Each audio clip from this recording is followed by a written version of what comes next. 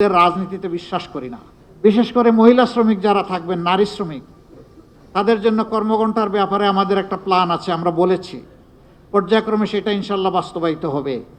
এটা যখন বললাম, কারো কারো কপালে চিন্তার ভাঁজ, আর কারো কারো উল্লাস যে এই একটা ভালো পয়েন্ট পেয়েছি, এবার আর একটা মিসাইল মেরে দিব জামাত ইসলামের উপর। হলো, দুটাই হলো।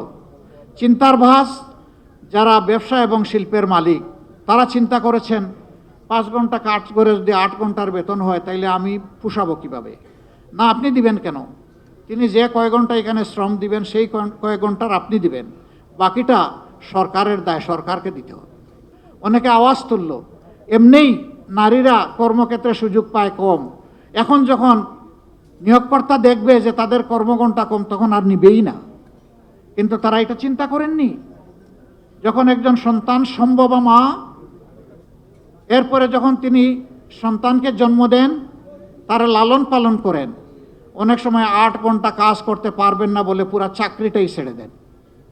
আমরা তো সেখানে তাদের জন্য সহজ করে দিচ্ছি, যাতে চাকরি